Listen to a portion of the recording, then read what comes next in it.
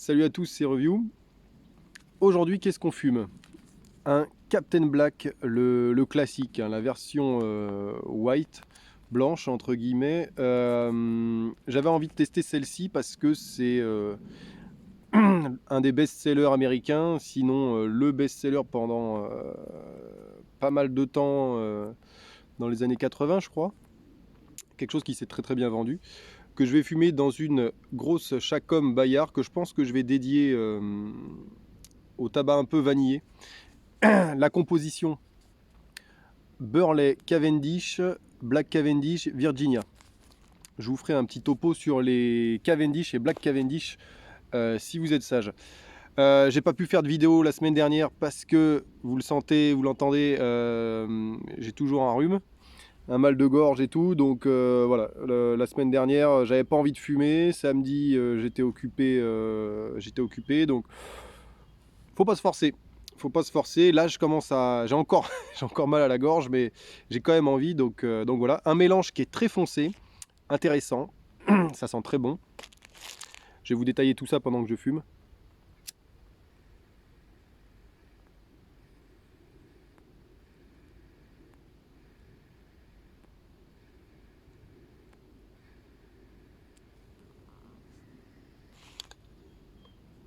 Alors, euh, hmm,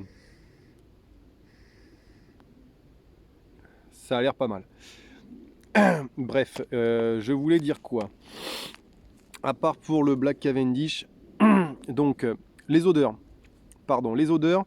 Euh, alors, de ce que j'ai pu voir sur Tobacco Review, des choses comme ça, c'est censé être quelque chose d'assez doux, peu aromatisé. C'est un aromatique quand même. Il est quand même classé dans les aromatiques, je vous le confirme hein, tout de suite. À l'ouverture de blague, donc la blague est dans un sachet plastique par-dessus. Et effectivement, on sent tout de suite les odeurs, donc je pense que c'est pas très hermétique. Néanmoins, le tabac avait l'air frais, humide, légèrement trop humide, je pense.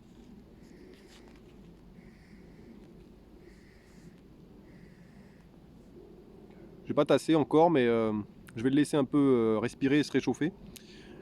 Il n'y a pas de vent, vous voyez, donc c'est assez pratique pour vous montrer les volutes.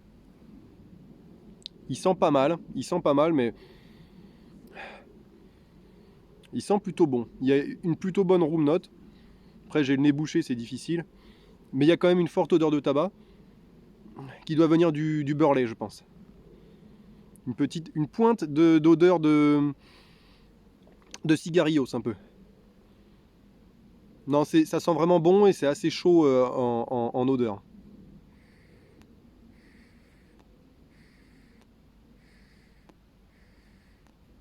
J'aime beaucoup cette pipe que j'ai eu d'occasion, avec des belles. Je sais pas si on voit bien, il n'y a pas beaucoup de. Elle est assez belle. C'est rare que je fasse des points sur les pipes, mais plus je la fume celle-ci et voilà. Bref. Donc le mélange, c'est fait. La fumée a l'air pas mal, mais c'est pas une très très grosse fumée dense.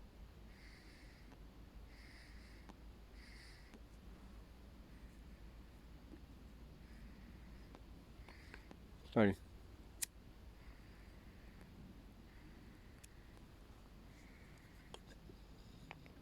Néanmoins, c'est bien, assez compact, on va dire. C'est pas très dense, mais c'est compact. C'est compact, c'est pas très aromatique, je trouve, au niveau de l'odeur. Et alors oui, au niveau de l'odeur aussi, une petite pointe de miel orangé. Miel orangé, très léger. Franchement, c'est très léger. Ce qui domine, c'est vraiment le côté vanille grillée. Vanille caramel grillé un petit peu. Hein.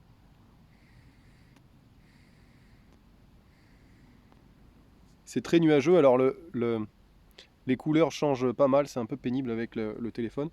Je vais vous faire un petit point sur le Cavendish et le Black Cavendish, puisque personne m'a donné la réponse.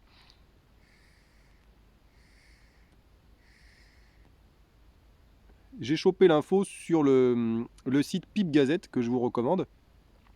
un site sur lequel j'avais déjà été me renseigner pour des tabacs très spécifiques comme le Shippers, pour les compositions. Des fois, quand on n'a pas les compositions, etc., ils font des revues très intéressantes, des articles très très très bien.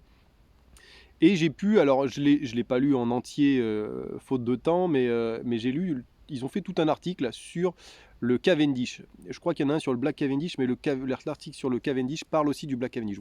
Bref, je vous résume un petit peu le truc.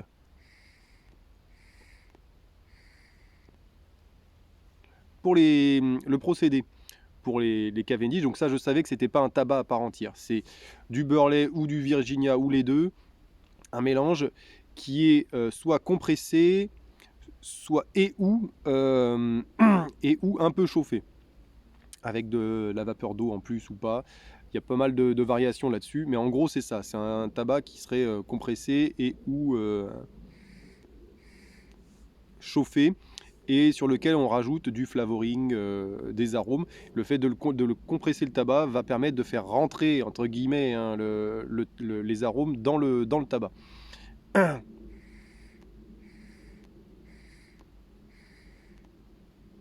Il est très très bon, hein, le, le Captain Black classique est très bon. Je vais vous expliquer après. Je finis sur le Cavendish. Vous avez le Cavendish classique. Le Cavendish classique, je pense qu'il n'y a que de la compression, de ce que j'ai pu comprendre. Il est que compressé. Et quand on commence à faire chauffer légèrement le tabac, il va prendre cette couleur un petit peu noire.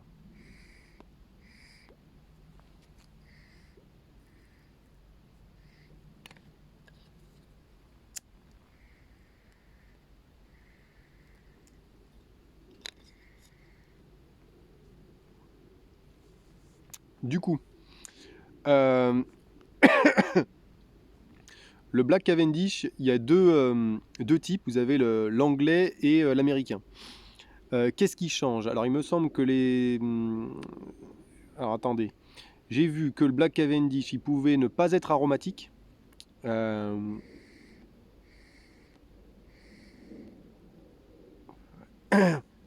Et qu'est-ce qu'il y avait d'autre? J'ai appris qu'un mélange écossais, c'était aussi du Black Cavendish avec du Latakia. Ça, peut-être que vous le saviez déjà.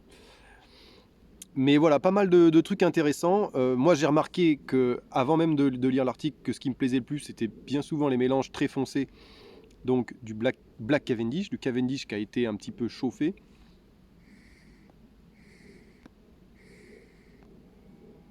Pourquoi? Parce que...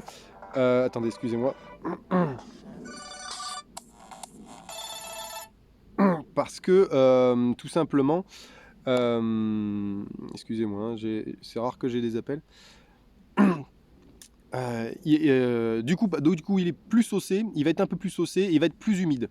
Donc c'est pour ça qu'il y a un peu plus d'arôme là-dedans. Hein. Euh,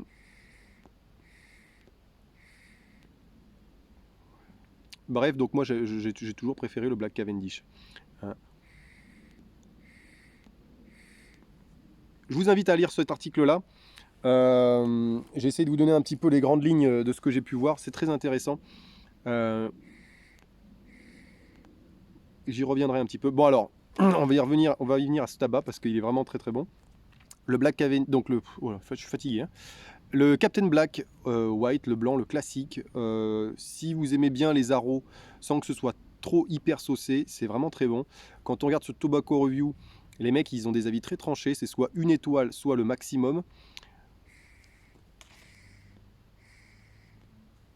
Pourquoi? Parce que c'est pas très naturel.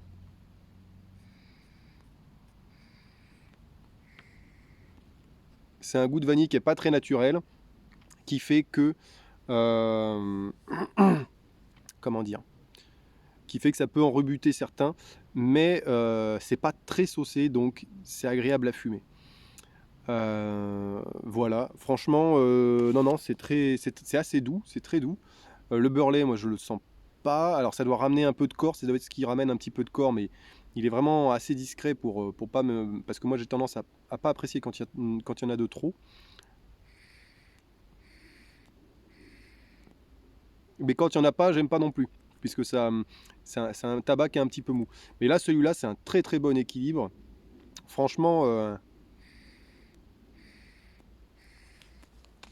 au niveau des vanillés, je le mets vraiment face à un Stanwell Vanilla qui me plaisait pas mal, mais là, franchement, pour moi, ce serait un des meilleurs All Day vanille parce que c'est pas hyper saucé, c'est quand même saucé hein, pour ceux qui n'aiment pas du tout les arômes.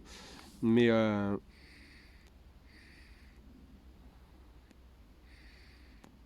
si vous cherchez un petit tarot vanille agréable en all day, qui est pas trop fort, que vous pouvez fumer régulièrement, il est vraiment...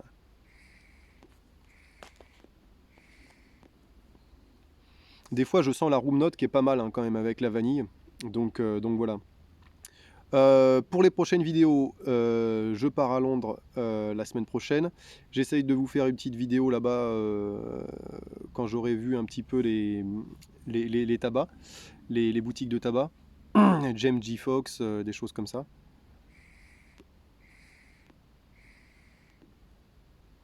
Je vous dis à plus. Il n'y aura pas de vidéo samedi, je pense. Mais voilà, peut-être la semaine prochaine. Je vous dis à plus et merci de me suivre.